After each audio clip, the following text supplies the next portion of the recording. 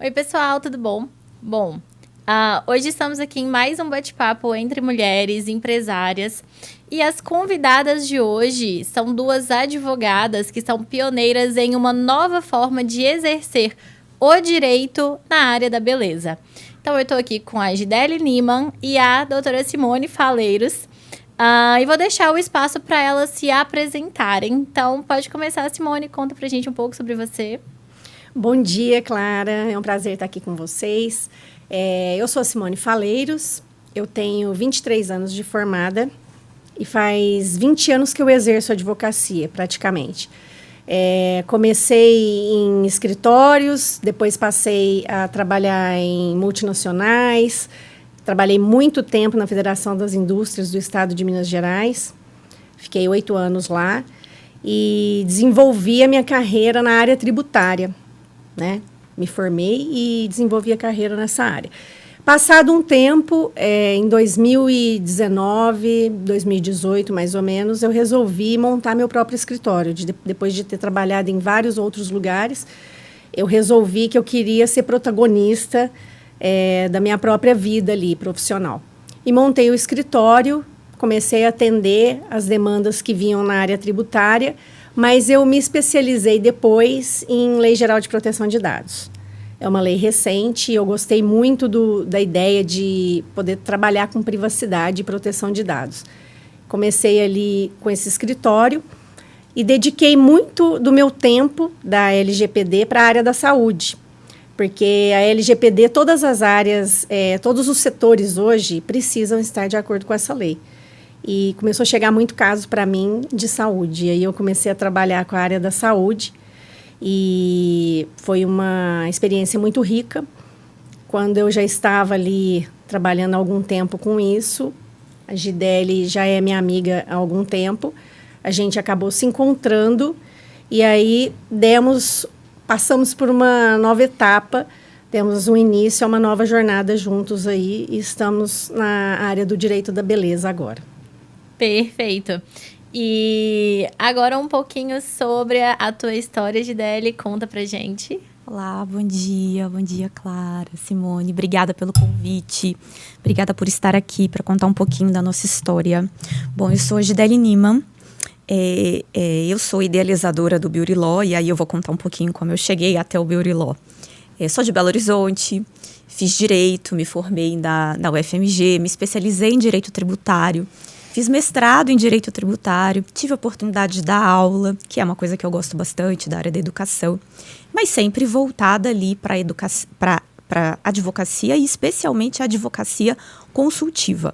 Então, em Belo Horizonte, trabalhei em algumas boutiques de Direito Tributário, Direito Societário, até que num determinado momento da minha carreira, eu precisei tomar a decisão de me mudar para São Paulo. E foi quando, em São Paulo, eu fui trabalhar como gerente sênior em uma Big Four, o que trouxe uma experiência incrível para a minha vida, para o meu currículo e para a forma de enxergar o mundo corporativo, o mercado e as empresas. Ao longo da minha carreira, depois observando com mais detalhes, eu vi que eu trabalhei para muitas empresas na área da saúde e para a área da beleza. Então, já tive a oportunidade de atuar para hospitais, clínicas médicas, dermatológicas, médicos em geral. Também trabalhei com indústrias farmacêuticas, grandes laboratórios, indústrias de cosméticos. Tudo isso sempre ali no universo do direito tributário, do planejamento e da estruturação de negócios. Mas eu tinha um sonho, e eu tinha um sonho de empreender. E esse sonho começou ainda criança. A minha mãe trabalhava na área da beleza, ela era cabeleireira, e aquele cabeleireiro raiz ali, tradicional, que faz de tudo um pouco, que é manicure também, designer de sobrancelha. E eu cresci dentro desse universo da beleza e sempre dizia, olha, eu vou ter um negócio na área da beleza. Ela me incentivava a estudar, como todos os pais fazem, mas aquele sonho existia dentro de mim. E aí, em um dado momento, eu entendi que era a hora de arriscar, era a hora de realmente colocar as minhas ideias em prática. Foi quando eu me decidi tornar empresária na área da beleza. E aí eu busquei mais uma formação. Eu já tinha concluído o curso de Ciências Contábeis, então eu tinha uma visão bem interessante já sobre como funcionava um negócio e dos detalhes que eu precisava para ter uma empresa com uma boa gestão, uma empresa lucrativa. E decidi estudar um pouco mais sobre o mercado da beleza, me matriculei no curso superior de Estética e Cosmetologia, aqui em São Paulo, e comecei a iniciar o business plan de uma empresa na área da beleza, que é a Belus Artem, uma clínica de estética, da qual eu sou sócia, fundadora e administradora. Na sequência, quando eu tive acesso aí àqueles profissionais da beleza, aos fornecedores, aos colegas da faculdade, aos professores, eu percebi que existia uma necessidade, uma carência muito grande no mercado da beleza de atendimento jurídico especializado. E aí, durante alguns cursos que eu fiz, eu cheguei a orientar algumas colegas que precisavam ali de ajustes pontuais nos negócios dela, que pareciam complexos, mas que, para mim, na visão de quem é bacharel em Direito e em Contábeis, e já tinha visto tanta coisa dentro da consultoria e do planejamento, da estruturação de negócio, era uma questão relativamente simples. E comecei a estruturar mais um negócio que eu considero aí uma inovação no mercado jurídico, e é tão difícil inovar dentro do direito, foi quando eu estruturei a possibilidade de termos um escritório de advocacia voltado para o atendimento das empresas da beleza, voltado para o direito da beleza, na verdade, o Beauty Law. E nessa ocasião eu convidei a Simone Faleiros, que já tinha um escritório solo e já estava trabalhando com LGPD, com o direito da saúde. Eu a convidei para que juntas nós iniciássemos essa jornada de colocar em prática a ideia de um escritório especializado, nichado em Beauty Law. E aqui estamos, né? Sensacional. E é uma história que eu acompanhei de perto, né? Então, eu acompanhei de perto essa história, a história de vocês duas também. Lembro até hoje de quando eu conheci a Simone, então foi há 2 ou 3 anos atrás, em 2021. Sim.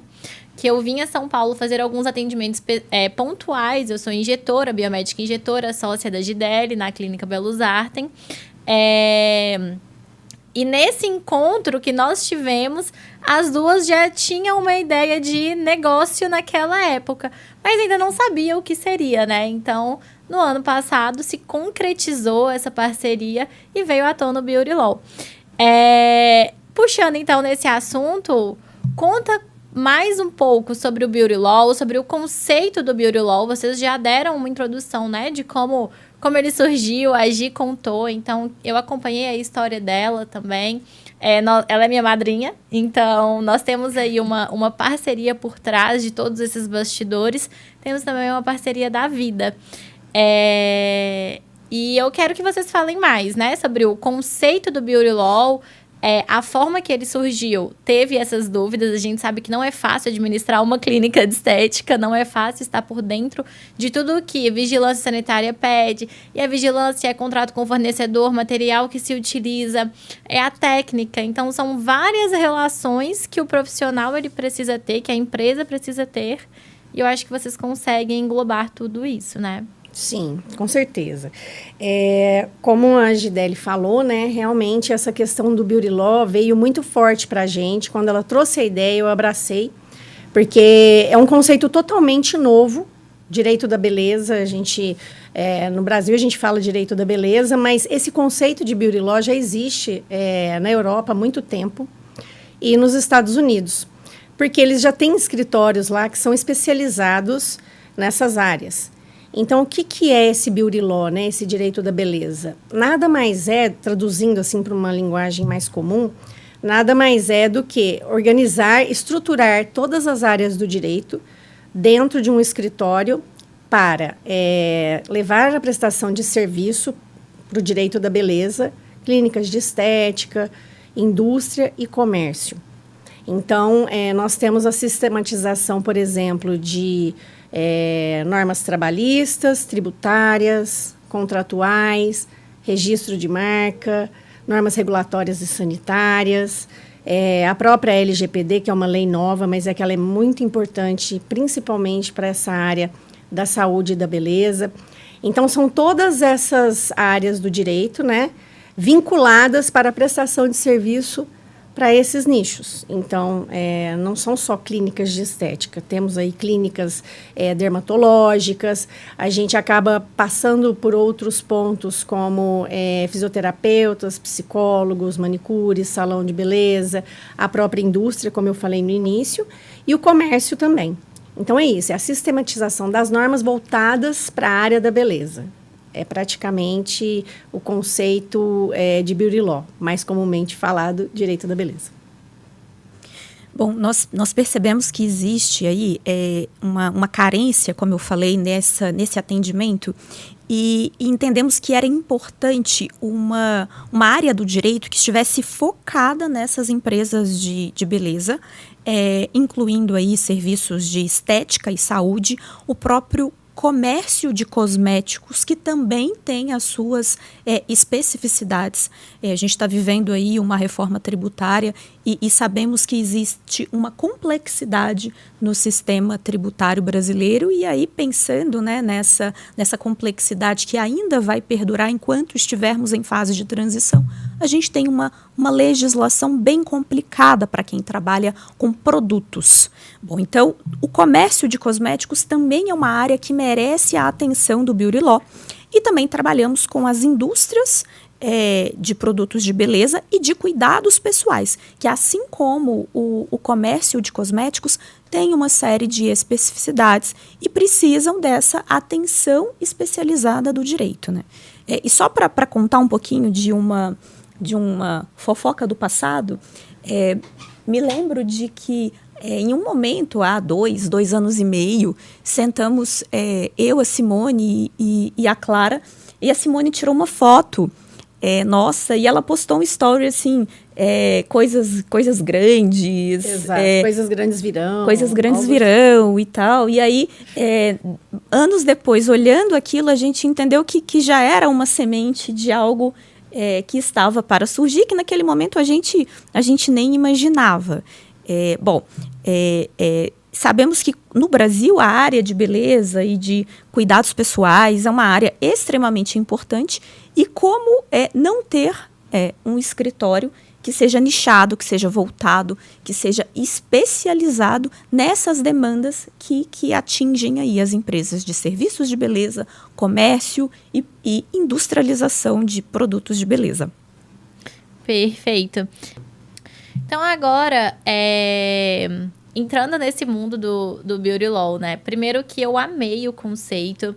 Então, a Simone e a Gi, elas que fazem toda essa parte do Beauty Law, né? Então, tudo isso que elas falaram, elas fazem na Belus Artem. Então, elas exercem pra gente a elaboração dos nossos planos, dos nossos protocolos, né? Os protocolos operacionais, a parte dos termos de consentimento, a parte burocrática. E assim, tem 5 anos que eu tô no mercado da estética. E eu já vi muita coisa acontecendo, né? Dentro do mercado da estética, eu fui responsável técnica em algumas clínicas e ajudei algumas franquias a se estabelecerem, a passarem, né, no alvará, pegarem o alvará sanitário, passarem naquela primeira entrevista com o agente da vigilância sanitária. E é um mundo que existem inúmeras possibilidades, inúmeros erros. Por quê? Eu sou profissional da área da saúde, falando da minha formação. Eu sou profissional da área da saúde e sinto que o profissional da área da saúde, ele não está preparado para ter uma empresa. Ele não sai da faculdade com conhecimento para ter uma clínica de estética, por exemplo, que é o que acontece, para onde eu vou puxar para vocês aconselharem a gente também. Porque eu aprendo a injetar, eu aprendo a fisiologia do corpo humano, anatomia do corpo humano. E fica muito pendente o conhecimento, o entendimento da legislação. Do que eu preciso agora? O que eu tenho que entregar para o meu paciente? Quais são as perguntas que eu tenho que colocar numa anamnese? Quando eu tenho que fazer a anamnese? É para todo tratamento? É sempre? É a mesma pergunta para todos? O contrato, como ele tem que ser feito? Os termos de orientação pós-tratamento? Qual momento tem que ser entregue?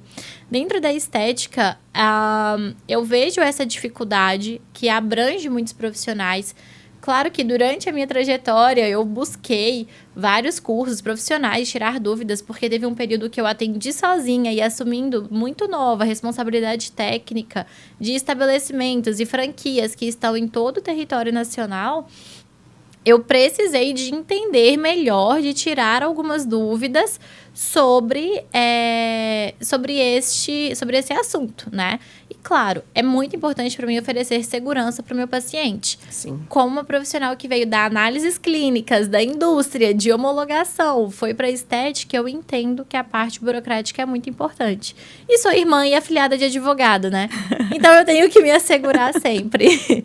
Então, conta para mim como que esse cenário se enquadra na área da estética, para a clínica de estética, e quais são as orientações, né, que vocês passam para esses profissionais de harmonização facial e estética. Tá.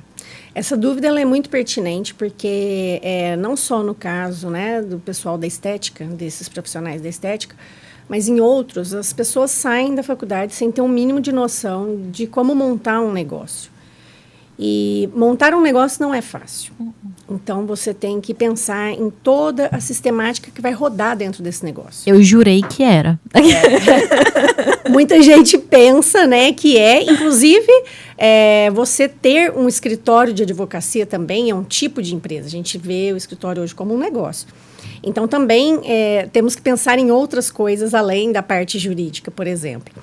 Mas, voltando para a sua área, né, que é a área da estética, o que eu vejo hoje? Temos muitas coisas importantes para orientar dentro dessas clínicas. Então, a LGPD, por exemplo, é uma delas, que, a meu ver, é uma das coisas mais importantes hoje.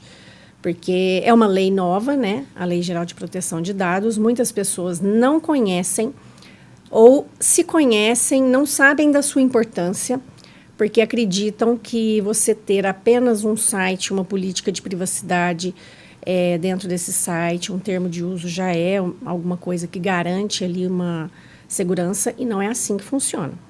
Então, dentro de uma clínica de estética, por exemplo, você manipula muitos dados pessoais sensíveis. O que são dados pessoais sensíveis? São dados que tratam diretamente da saúde, por exemplo, das pessoas, coisas de cunho pessoal, né? Informações de cunho pessoal. Essas informações têm que ter um tratamento diferenciado. Então, nós precisamos ter sistemas robustos, sistemas de software, por exemplo, questão de gestão de acesso, quem pode manipular essas informações.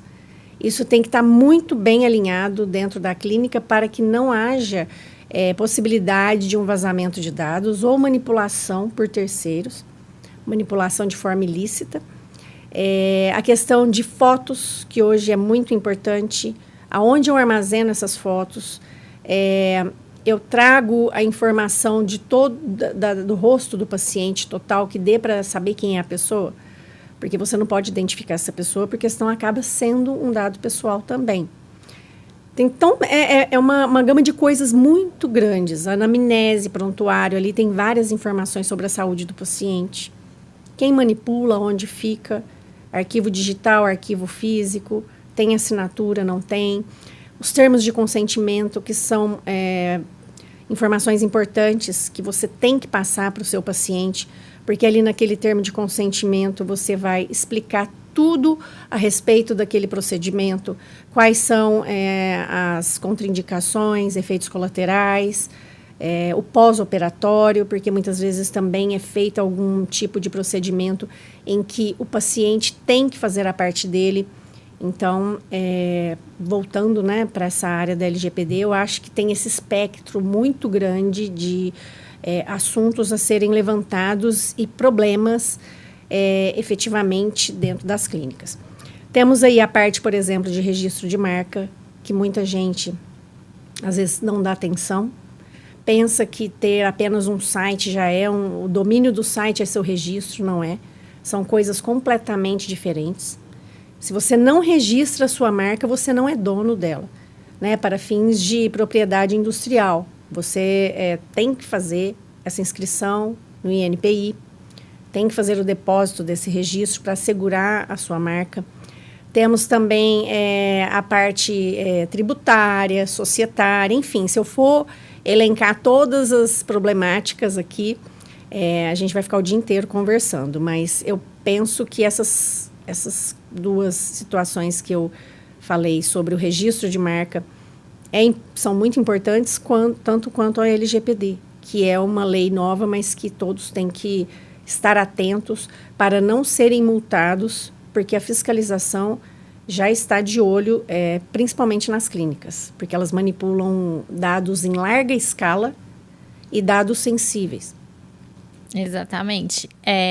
Quer acrescentar, Gi? Sim, inclusive tem uma parte interessante que a Simone sempre fala, né, e ela cuida no nosso escritório, é a elaboração dos contratos e dos termos de consentimento que são personalizados, né, Simone? Sim. E a gente vê no mercado, nos clientes que atendemos, e aí, como a Clara perguntou sobre as clínicas de estética, os grandes desafios e tal, o que nós vemos é justamente essa carência, essa necessidade de ter esses documentos estruturados, personalizados. Né? Muitas das vezes os documentos, quando existem, né, são obtidos ali na internet, modelos, algo que a Simone também sempre fala, em se tratando de LGPD, em se tratando de contratos, né, a necessidade de uma personalização disso.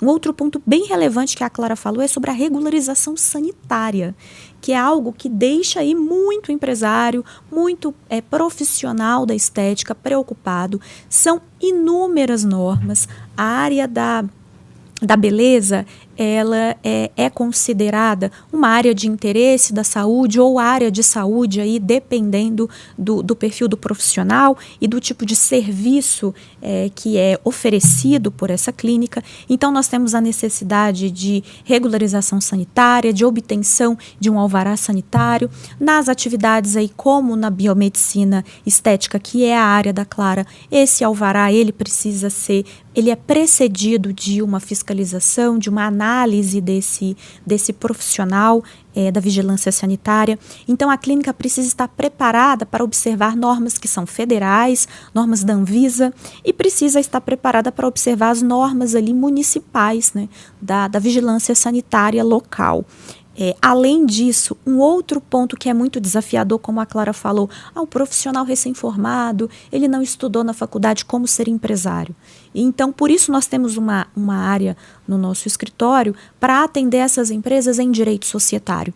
Embora muitas vezes tenhamos a percepção, e aí estou falando de serviços de estética, como a Clara me falou, que são empresas menores, profissionais que atuam ali com empresas que são MEI, que é o microempresário individual, ou então empresas que estão inseridas ali no Simples Nacional. Apesar disso, de parecer que é simples, o Simples Nacional está longe de ser simples. Sim. Então, por isso, nós temos no nosso escritório uma área de direito tributário para orientar e prestar consultoria para esse profissional, para que ele entenda como ele está enquadrado, qual que é o melhor tipo societário para ele, e nós temos diversos tipos societários, se ele pode ou não pode ser enquadrado como MEI, se é o caso de ser uma SLU, se, por exemplo, esse profissional tem uma sociedade e essa sociedade é limitada, se é uma empresa familiar, se ele precisa de um acordo de sócios, como nós vamos prevenir os conflitos que podem surgir aí pela falta de uma governança corporativa. E a área tributária no Brasil, como eu já falei, é uma área complexa e nós temos uma série de normas e profissional ele não está preparado, né? O empresário ele não está preparado para entender quanto ele paga, quanto ele poderia pagar. Além dessas empresas de estética que são formadas por profissionais que acabam de sair da faculdade, a gente tem o outro lado também. Nós temos investidores, clientes que são investidores, eles têm ali um negócio, uma clínica de estética, eles têm profissionais que atuam para eles, mas eles querem enxergar ali na última linha se ele teve resultado positivo, se ele teve dividendo, se o dinheiro vai entrar no bolso. Então, existe esse outro perfil também de empresário na área da estética, que é o perfil que nós também atendemos, que nós também orientamos. Então, existem ali as complexidades envolvendo a posição do franqueador e do franqueado. E aí é uma outra análise, nós precisamos de outras normas jurídicas para deixar esse empresário numa situação de conforto com o que está acontecendo no negócio dele. Também é um perfil extremamente diferente. Por isso eu costumo dizer que o Faleiros Niemann é um escritório full service. Então, nós atendemos todas as áreas do direito que estão relacionadas aí às empresas da beleza. Porque é necessário um conhecimento desse mercado, um conhecimento da necessidade desse empresário, um conhecimento do negócio dele, para que nós possamos apresentar a solução jurídica e tratar efetivamente a dor desse empresário. Incluindo aí, como no caso que a Clara, as dores que a Clara mencionou, no caso das clínicas de biomedicina estética. No caso é muito trabalho aí para vocês, né? Vejo aí muito trabalho, porque dentro da área da saúde, né? Dentro da área da estética e saúde, as mudanças são constantes. Então, até uns casos pontuais que eu queria contar para vocês, que eu queria expor aqui. A estética, ela muda muito o tempo todo. Então, todos os dias temos lançamentos de produtos novos, métodos novos, técnicas novas.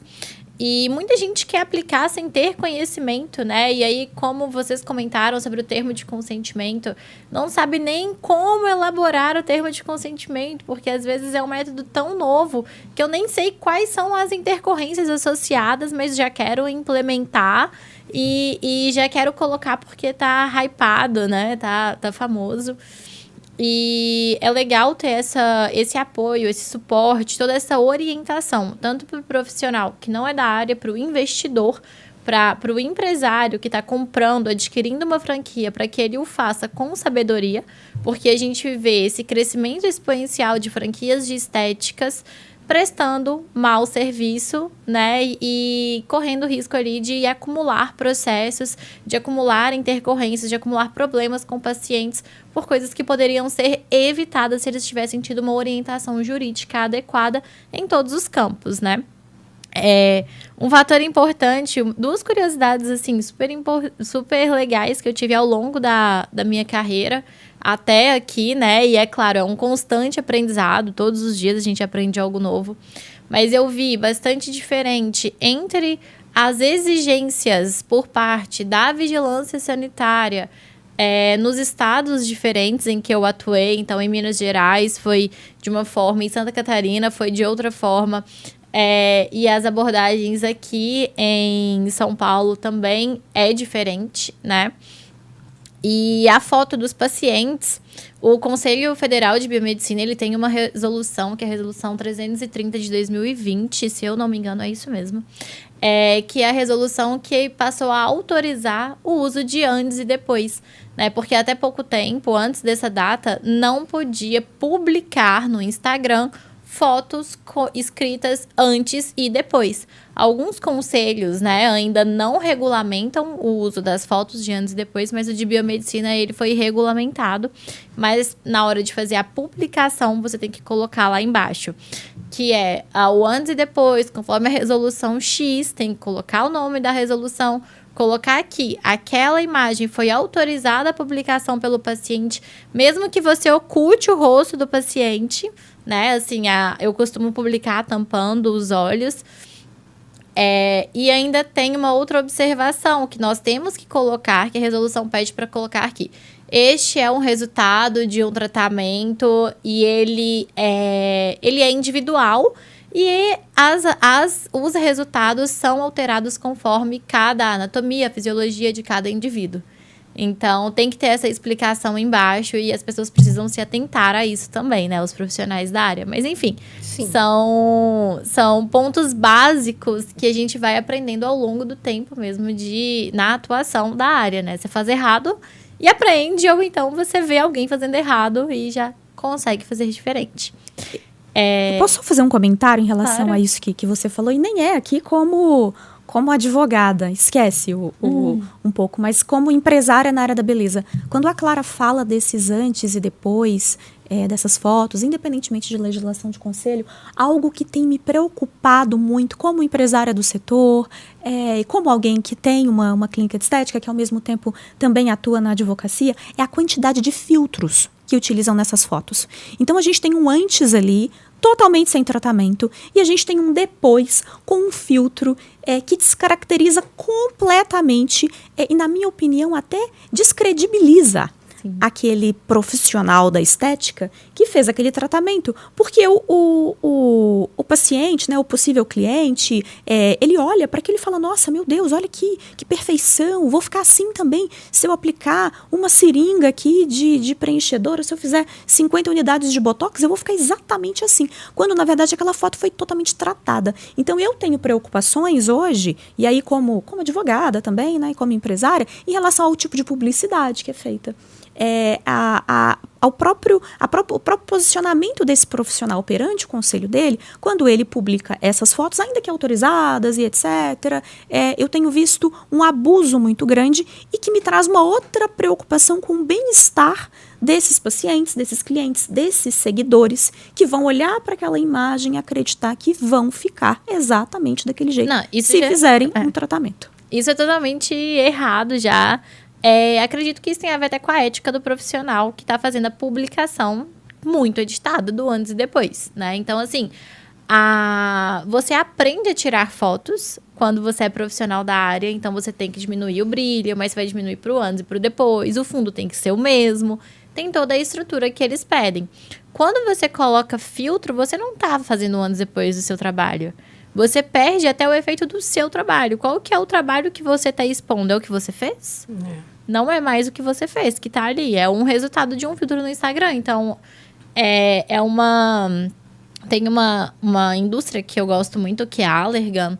Eles trazem a redução do uso de filtros, né? Então, eles pedem para reduzir o uso de filtros das próprias pessoas, por um mundo sem filtros. É uma campanha que eles têm no Instagram. É uma marca de preenchedores, né? Preenchedores e, enfim, outros produtos da área da estética também. É uma gigante farmacêutica, mas trazendo essa preocupação. Então, eu não quero que o meu paciente fique encantado com... Eu não quero que o meu paciente fique encantado com o filtro que ele tá usando, e sim com ele mesmo se olhando no espelho, com ele mesmo se olhando na câmera sem precisar daquele excesso.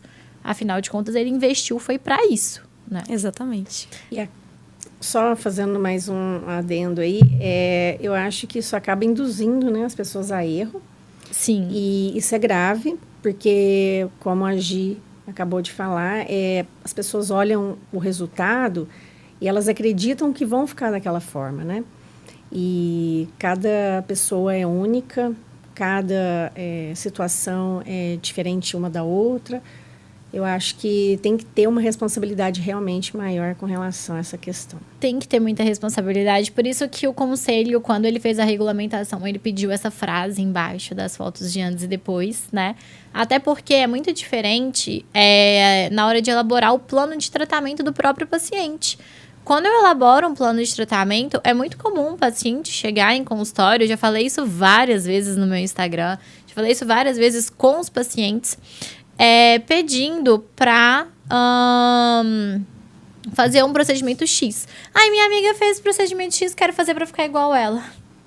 Estrutura anatômica da paciente, da amiga, totalmente diferente. O rosto mais quadrado, perfil mais magro, pouca queda facial, diferença de 10 anos de idade entre uma e outra, e aí ela quer fazer o mesmo tratamento. Gente, não tem como.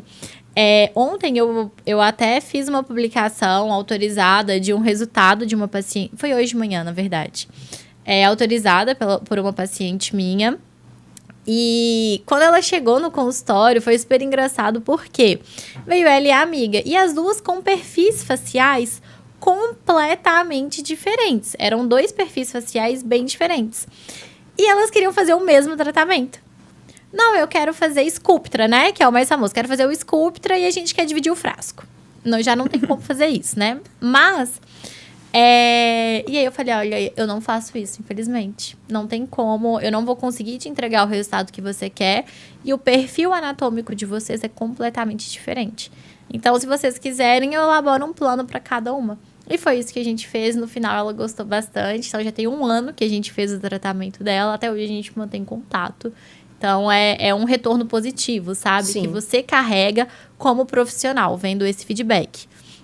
Em termos práticos, conta pra mim um pouco sobre o trabalho de vocês, né? Vocês já falaram bastante da atuação. Entrando dentro dos consultórios, da indústria, como vocês entram para colocar em prática todo o Beauty Law? Como vocês executam a operação? Tá. Tudo vai depender, né, de qual é a área que a gente está atuando.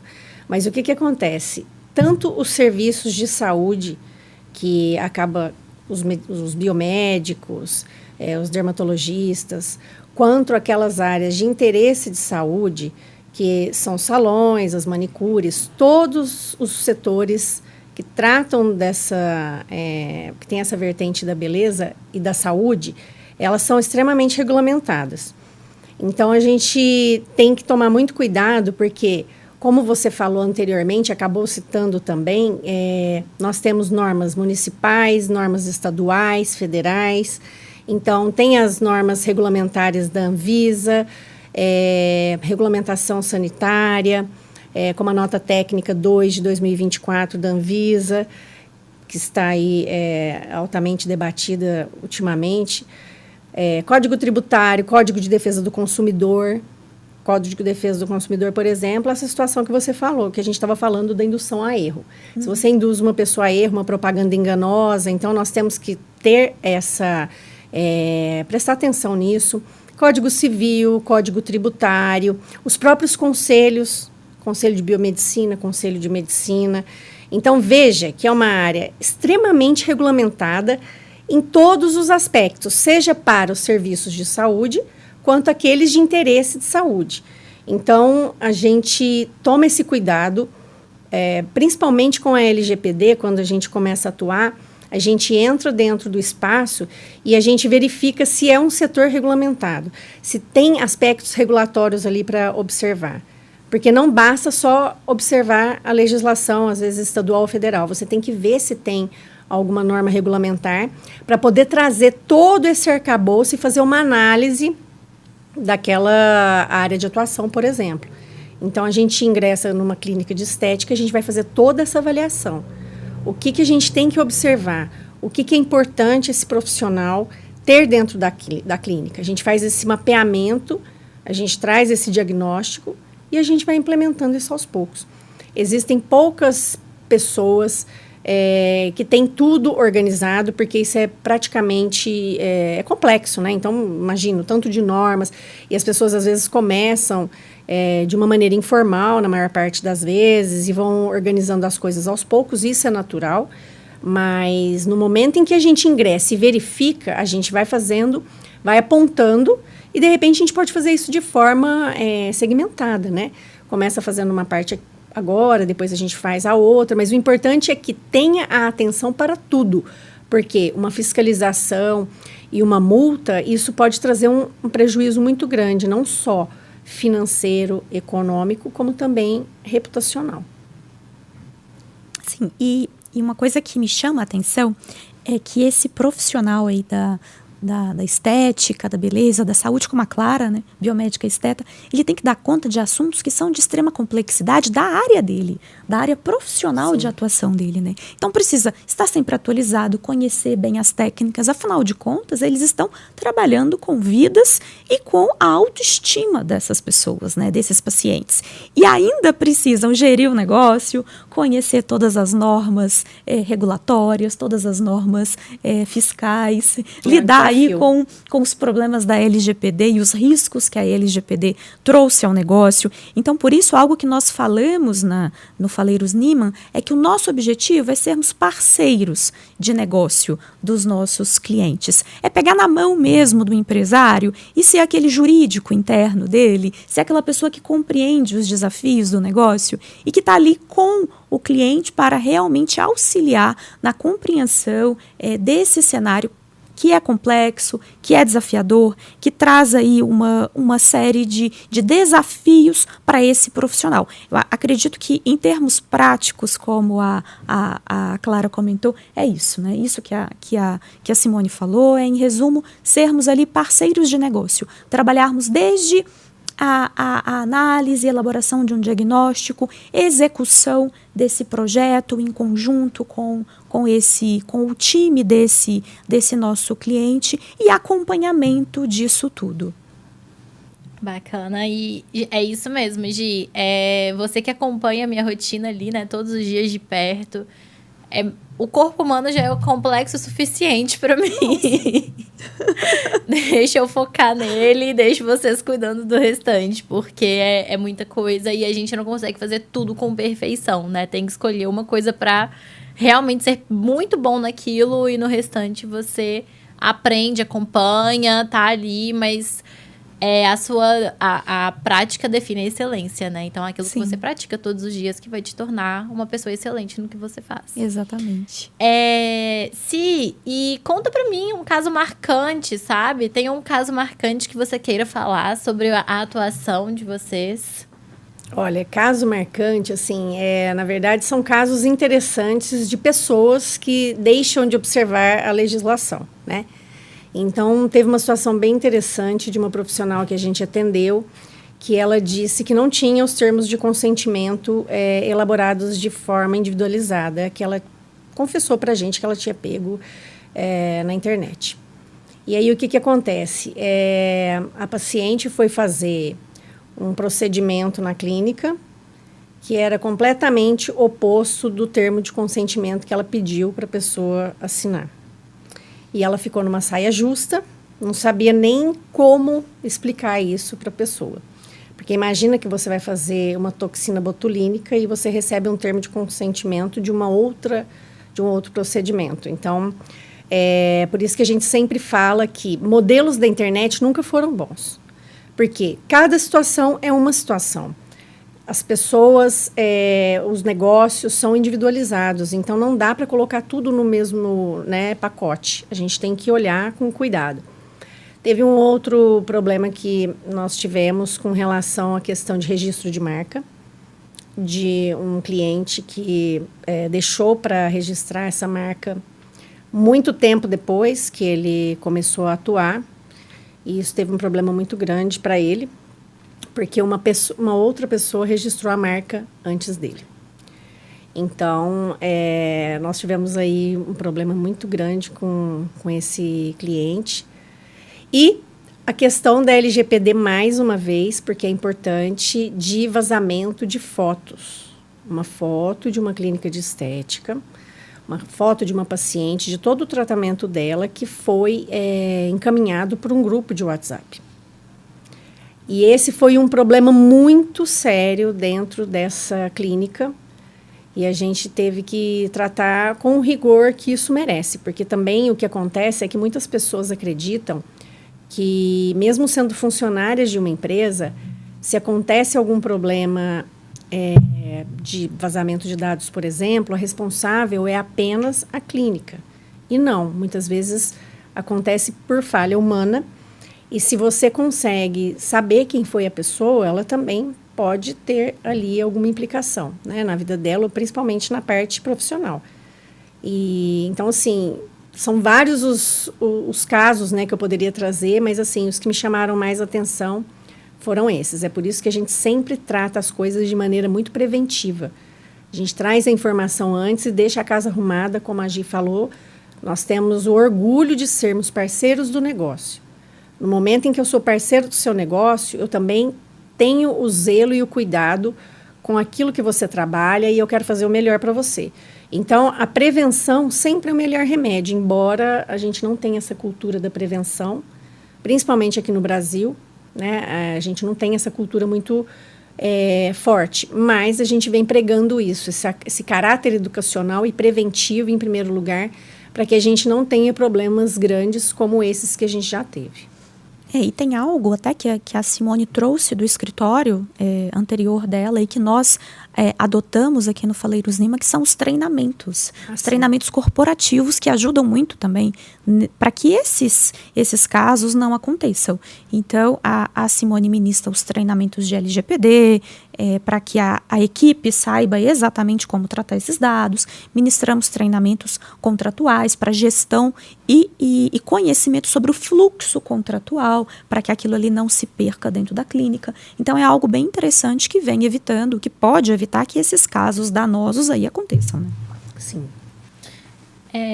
E assim, as principais implicações, né, que essas atitudes ruins, onde você veja essas atitudes que não são condizentes com a legislação, o que ela pode acarretar para o profissional? É uma série de problemas, né?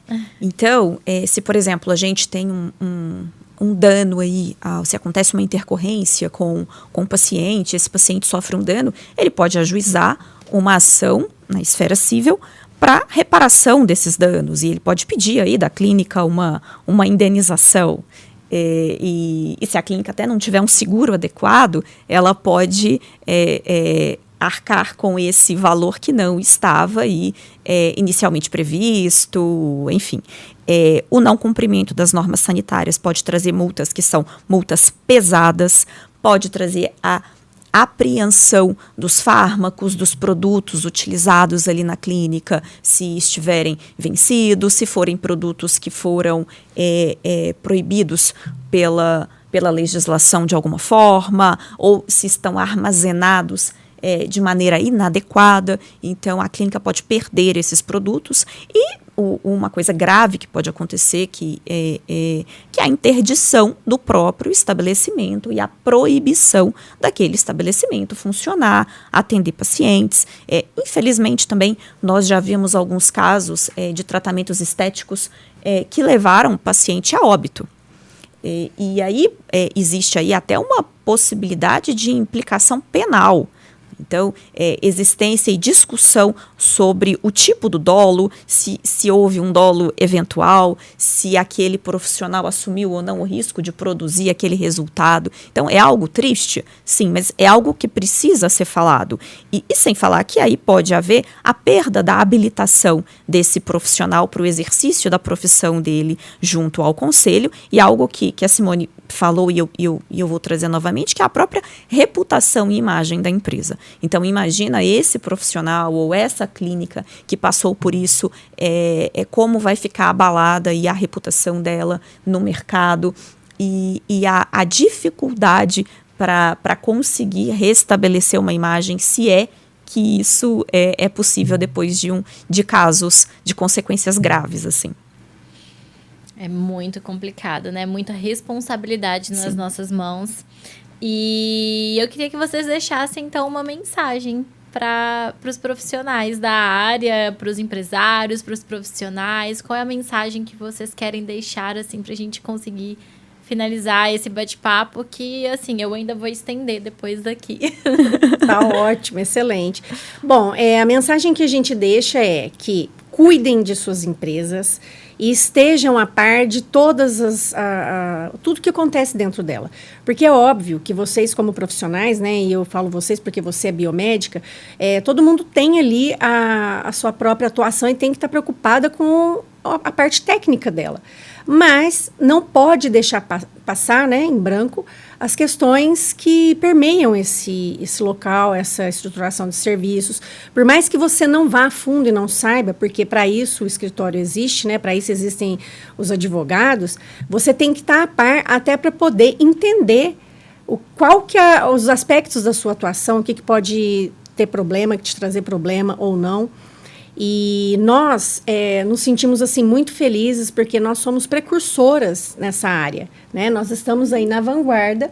O nosso escritório é o único escritório do Brasil que trata o direito da beleza da forma como a gente trata, né? Extremamente nichado, parceiro do negócio. A gente pega na mão desse profissional e a gente dá a mão dele para ele do início até o final. A gente faz todo o aparato jurídico, e às vezes a gente dá até consultoria a respeito do próprio negócio. A Gia, ela é ótima para isso. Sempre a gente passa isso adiante, né? Mas a gente tem orgulho disso. Por quê? Porque o Brasil é um país que hoje trata muito essa questão da cirurgia, dos injetáveis. Nós somos o segundo lugar no mundo em termos de cirurgias plásticas, enfim.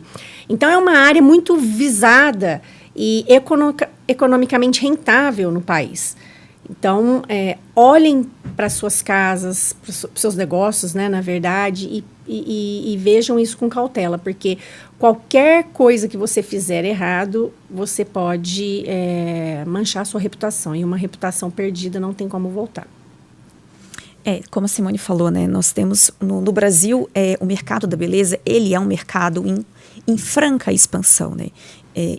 Segundo alguns dados, nós somos o quarto maior mercado mundial em cosméticos e produtos de cuidado pessoal, e temos muito espaço para crescimento, né? Uma coisa interessante é que temos visto aí a geração Z, que está trazendo uma nova perspectiva de consumo de produtos de beleza, uma preocupação maior com o bem-estar, com a história das empresas que estão por trás dessas marcas, como esses produtos são produzidos, e aí a gente vê cada vez mais o bem-estar andando em conjunto com a beleza, e o mercado brasileiro se despontando aí no cenário internacional da beleza. Então, entendo que o Beauty Law tem um papel extremamente relevante nesse momento. E um conselho que eu deixo para esse profissional, para esse empresário da beleza, é que ele conheça o mercado. E o direito da beleza, ele precisa estar inserido no momento do business plan. Ao elaborar o plano de negócios, ele precisa considerar aí o direito da beleza, porque um erro nessa área pode inviabilizar o próprio negócio. Gente, muito obrigada, doutoras, advogadas e parceiras. Muito obrigada por estarem aqui hoje. A gente ainda vai estender essa conversa durante muito tempo. Com certeza. E para quem precisar da orientação na parte do Beauty Law, e que eu aconselho muito, porque você tira um peso das suas costas quando você tem pessoas que você pode confiar para cuidar dessa parte tão delicada para você. O Instagram delas é o FN Beauty Law. Eu vou deixar também aqui certinho o Instagram de cada uma e o Instagram delas. E eu tenho o Instagram da Belus Artem, _clinic, e o meu Instagram, doutora.clarapaiva, que vai ficar tudo aqui. É isso, acabou, pode ir. 1 e 1.